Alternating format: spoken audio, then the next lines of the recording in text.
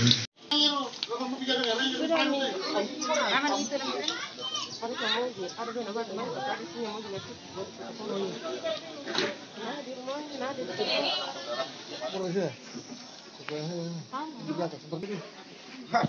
waktu kita televisi, jangan bela pada waktu televisi kok,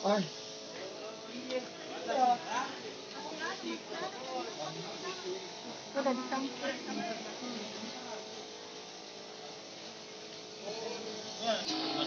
Berapa? Sama kental sekali tuh. Tambah aja sih.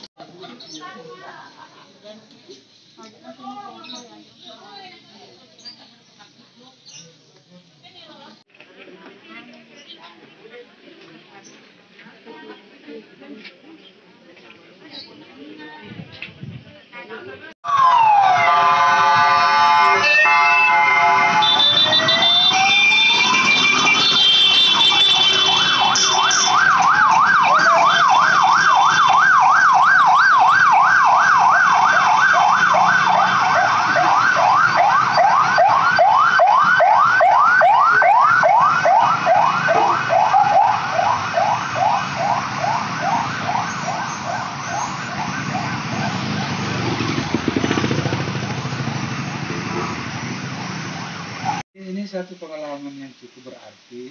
Ingat kita sebetulnya Satgas ini sudah kecolongan. Itu berkat karena adanya miskomunikasi dengan tugas dari rumah sakit rujukan. Sehingga dengan demikian ya kita sudah tahu bahwa sekian pasien yang dirawat, ya kita memang harus perketat. Ya, perlu kewaspadaan yang tinggi untuk mengantisipasi kemungkinan terburuk yang dialami oleh pasien, sehingga tidak terulang lagi kejadian-kejadian seperti kemarin. Nah, pemerintah daerah berharap akhirnya koordinasi secara internal maupun secara eksternal dengan semua stakeholder penanganan COVID itu harus dipermantap supaya nanti ada masalah COVID di Kabupaten Pindrang ini senantiasa bisa diantisipasi secara dini. Nah, itu harapan kita. Nah, tentu dukungan juga semua dari teman-teman pers, karena yang namanya pemerintah terbatas pengetahuan dan pemahaman terkait dengan informasi maksud saya, sehingga perlu bantuan dan dukungan dari rekan-rekan sekalian, khususnya dari pers untuk memberikan informasi-informasi terkini sebagai langkah untuk mengambil kebijakan penanganan COVID. Nah, cara pemerintah daerah untuk mengedukasi masyarakat supaya kejadian ini tidak terulang. Kita nanti lakukan edukasi secara berjenjang dari semua jenjang pemerintahan. Misalnya nanti setelah ini kami undang para camat untuk melakukan langkah-langkah antisipatif dalam rangka penanganan COVID ini. Nah, supaya kejadian-kejadian seperti ini sangat tidak akan terulang lagi di Kabupaten Pindrang. Dan mudah-mudahan tentu pasien-pasien COVID di Kabupaten Pindrang ini kita doakan semoga semuanya sembuh. Ya, karena di antara lebih 100, ya, ada yang 8 diantaranya sudah meninggal. Nah, sekarang ini kondisinya masih ada 3 yang dirawat, ada 8 yang sudah COVID. Ya, jadi mudah-mudahan tentunya yang dirawat ini kita doakan semoga segera diberi kesembuhan oleh Allah Subhanahu Wa Taala.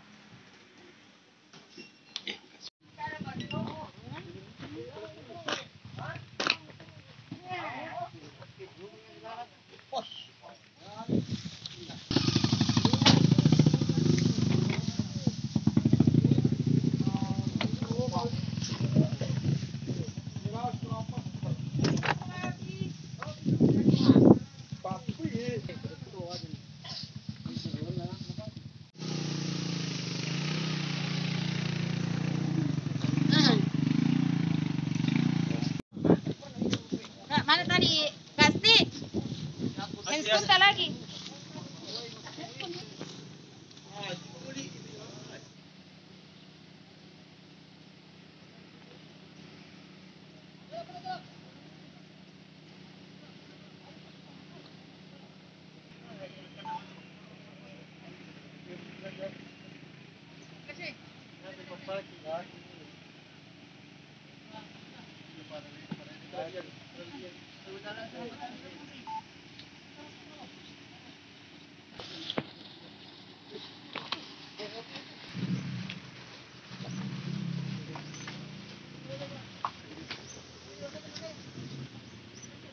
Tidak bisa kan dibuang dam.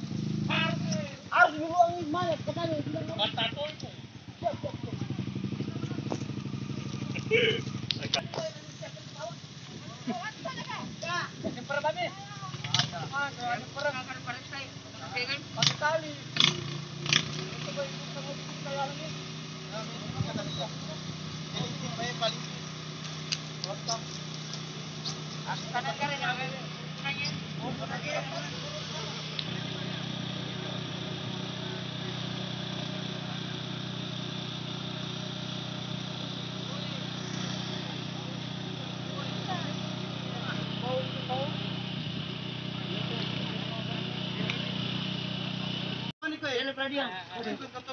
Ya. Ya kita pegang kepalanya. Yang di sini satu ya. Kamu. Di situ bukan depannya sakit. Kayu kering. Siap kayu kering.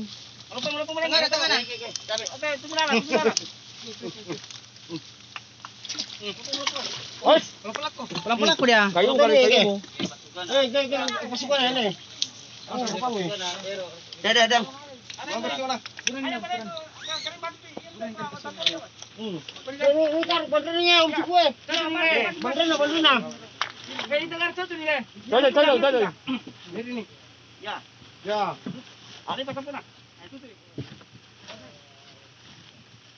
Ayo, nanti tanah yang kasih ke bawah nanti. Kali awas.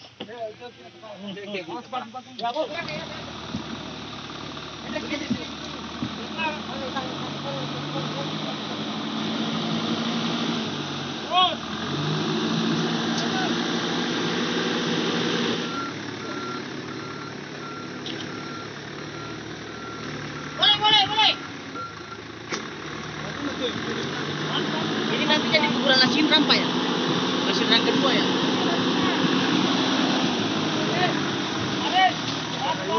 pasien COVID ya, yang meninggal. Iya, jadi sebelum ke sana saya mau sampaikan dulu tentang kasus COVID yang ada di kita ya. Jadi ini pasien ini adalah pasien masyarakat Pinrang yang dirawat di Parepare dan meninggal di Parepare. Ya, dalam proses pelayanan di Parepare, ternyata setelah di pemeriksaan dia terkonfirmasi COVID, ya, dan meninggal di sana. Perlakuan di rumah sakit Parepare sudah dilaksanakan sesuai dengan prosedur COVID. Ya, jadi mulai dari penanganan pasiennya sendiri itu sudah dirawat di perawatan COVID, setelah meninggal diperlakukan, kemudian masukkan di peti mayat, sesudah dimasukkan di peti mayat dilakukan desinfeksi terhadap peti mayat itu, kemudian dibawa ke Pinrang. Dalam perjalanan ini, menurut berita yang kita dengar semua bahwa pasien yang meninggal itu diambil oleh keluarganya, ya, diambil oleh keluarganya, dan itu pihak dinas kesehatan Kabupaten Pinrang, pihak rumah sakit itu sedianya kita sudah siap menunggu di pekuburan COVID. Tapi ternyata keluarganya membawa ke rumahnya. Di sana melakukan perlakuan terhadap mayat itu tidak mengikuti standar yang ada, Namun demikian rumah sakit tetap dan dinas kesehatan tetap berupaya untuk memfasilitasi dia supaya tetap menggunakan APD di saat dia mau memandikan, pakai masker, dan pada saat mengantar ke kuburan. Ya, cuma dinas kesehatan dan rumah sakit tidak bisa banyak melakukan intervensi pada keluarga, karena suasana duka seperti itu tidak bisa kita memaksakan dari pihak petugas. Jadi dinas kesehatan dan rumah sakit itu hanya memfasilitasi, menyiapkan APD-nya yang diperlukan, untuk pemulasaran jenazah sampai ke kuburan. Ya, mungkin itu yang saya bisa sampaikan. Nah, kalau dari proses penguburannya tadi, Dok, kira-kira itu jauh dari standar atau bagaimana itu? Jadi proses penguburan, informasi awal karena saya sendiri ada di sana sudah disampaikan bahwa mayat itu harus dimasukkan di peti. Sesudah masuk di peti itu harus dikubur bersama dengan petinya, dan dihadapkan sesuai dengan tuntunan Pak Imam. Itu dihadapkan di dalam peti. Kemudian itu harusnya itu peti itu sudah tertutup, baru dikuburkan, baru di. Tapi kenyataannya itu sudah tidak sesuai dengan Kenyataan yang ada tidak sesuai dengan harapan. Iya. Atau harapan. Saya sendiri tidak melihat langsung, tapi pada saat dimasukkan di peti, karena harusnya kan dimasukkan di peti pada saat mulai dari rumah. Tapi karena keluarga dia menginginkan itu petinya pada saat di pekuburan. Nah, melihat hal seperti itu, apa yang harusnya dilakukan oleh dinas kesehatan terkait? Iya, harusnya semuanya kita ini harus memang mempersiapkan dari awal, ya, mempersiapkan dari awal tim yang solid, ya, tim yang solid. Semua, karena ini harusnya tim kabupaten, yang solid menjelaskan, karena kita sadar bahwa antipati masyarakat terhadap penguburan COVID itu masih tinggi, ya, itu di mana-mana, dan sepertinya untuk menguburkan secara COVID belum diterima baik oleh keluarga. Dan untuk itu kita hanya bisa menyampaikan, tidak bisa memaksakan, ya, karena ini adalah proses kemanusiaan, di mana keluarga pasien yang paling dominan di dalam menentukan apa yang harus dilakukan.